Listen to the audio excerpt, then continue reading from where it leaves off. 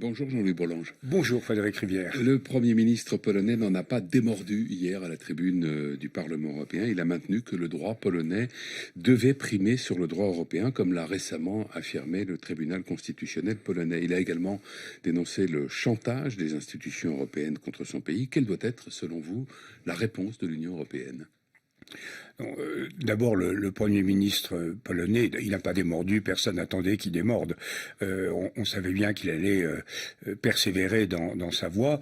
Je crois qu'il faut d'abord démontrer plutôt l'incongruité du système. Ce qu'il faut comprendre, c'est que c'est pas la question de savoir si le droit communautaire est supérieur ou inférieur au droit national.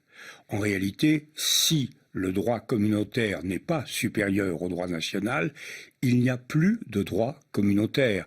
Quand vous faites, qu'est-ce que c'est que le droit communautaire ? C'est le droit du contrat, c'est-à-dire c'est 27 pays qui décident ensemble de faire quelque chose. Si après que la décision est prise, que la directive est lancée, etc., chacun revient chez soi et dit moi, il y a tel et tel aspect qui ne m'intéresse pas. C'est comme si vous faisiez un bail, vous signiez un bail avec votre pour avoir un appartement, que vous reveniez chez vous en disant écoutez, ce bail il est très bien, je vais simplement diminuer le loyer par 2. Bon, il est évident qu'il n'y aurait plus de bail. Il n'y aurait plus donc le problème. Mais à contrario, pour reprendre l'image de l'immobilier, est-ce qu'on n'est pas passé dans une situation où le syndic de copropriété ne gère plus seulement les parties communes, mais vient aussi dans les appartements dire je veux que le papier peint soit de telle couleur ou la baignoire de telle taille? Alors ça, on peut discuter. Alors la particularité, c'est que l'Europe, c'est du droit dérivé, comme on dit. C'est-à-dire que c'est pas simplement un traité, c'est un traité qui a mis au point un mécanisme procédural, très démocratique d'ailleurs, avec les États au sein du Conseil, avec le Parlement, avec la Cour de justice, pour produire des règles communes. Alors, ces règles communes, il faut qu'il y ait un juge, et ce juge, c'est la Cour de justice. Je rappelle que la Cour de justice est composée de juges désignés par les États membres. Ce ne sont pas des juges qui surgissent de nulle part, ce sont des juges que les États membres se sont mis d'accord. Alors là où il y a un problème, il ne se pose pas du tout à propos de l'affaire. Il y a deux problèmes à propos de ça. Le premier, c'est que la constitution d'un pays, c'est quelque chose.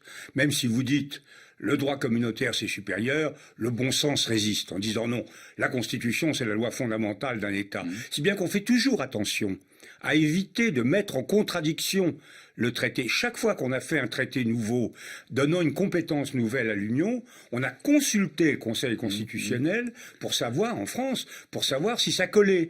Et le Conseil constitutionnel nous a dit la plupart des temps, il faut changer tel aspect de la Constitution. Ce qu'on a fait. Et si on l'avait pas fait, on n'aurait pas signé. Parce que le Premier ministre polonais hier a aussi évoqué l'élargissement des compétences qui conduirait son pays à devoir se soumettre à un droit et à des engagements qu'il n'avait pas pris dans l'Union européenne. De quoi parle-t-il quand il dit ça ?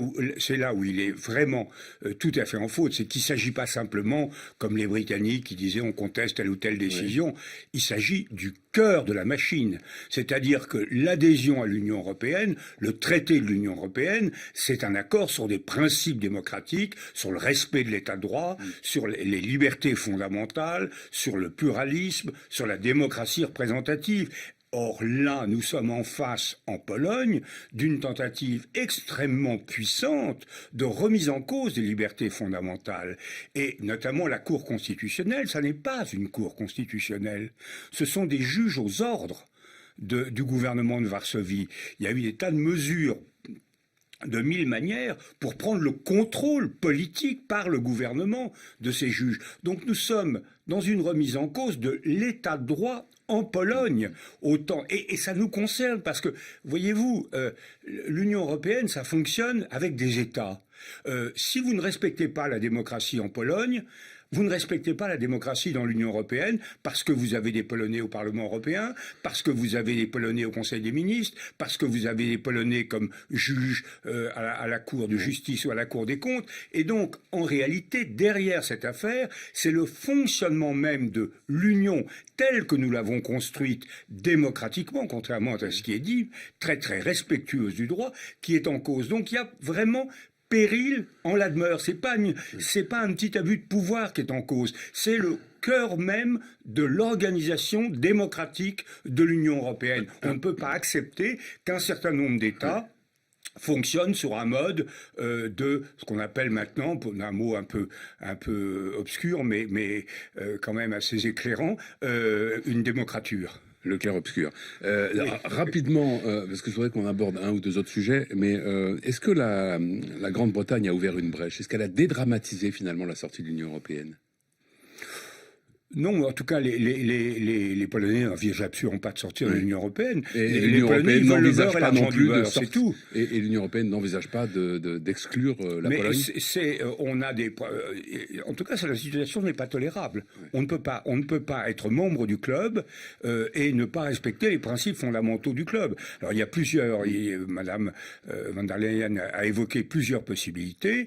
La plus simple et la plus expédiente aujourd'hui, c'est en tout cas de bloquer les fonds, ce que demande par exemple le Premier ministre néerlandais, de bloquer les fonds du plan de relance européen, Next Generation, à partir du moment où nous avons des instruments juridiques pour ça, en disant si l'état de droit n'est pas respecté en Pologne, donc si le bon fonctionnement de l'argent public européen n'est pas assuré, on bloque ça. Ce serait une absurdité. Et les Polonais en sont conscients. Moi, je connais bien la Pologne. J'ai beaucoup participé à l'adhésion, à l'introduction de la Pologne quand j'étais parlementaire européen. Je peux vous dire que le mouvement pro-européen en Pologne est beaucoup plus fort que dans d'autres pays, et sans doute plus fort qu'en France. Mais on a un gouvernement qui est très obscurantiste et qui vraiment a, vis-à-vis des règles démocratiques, une attitude très profondément négative.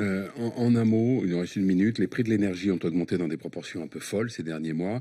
Le gouvernement doit annoncer avant la fin de la semaine des mesures pour faire face notamment à la flambée des prix des carburants. Est-ce qu'il y a pour vous dans cette situation les ferments d'une nouvelle crise sociale, un peu à la manière de celle des Gilets jaunes? Je ne sais pas si c'est celle des Gilets jaunes, mais je crois d'une façon générale que tout ce qu'on fait sur le plan de l'adaptation climatique, de l'adaptation aux pénuries est quelque chose de extrêmement révolutionnaire. Je pense que nous ne pourrons pas aborder les transitions que nous devons mener au cours des années à venir, nous ne pourrons pas l'aborder sans avoir un très solide bouclier social. Alors maintenant, il s'agit de discuter de la consistance, de la structure de ce bouclier, mais il va y avoir des embardés dans tous les domaines qui vont effectivement atteindre les gens dans leur pouvoir d'achat, et plutôt ceux qui n'ont pas beaucoup d'argent. Donc là, c'est une vraie préoccupation. La préoccupation sociale, elle sera centrale au cours des 10 prochaines années. Merci Jean-Louis Bourlanges. Bonne journée.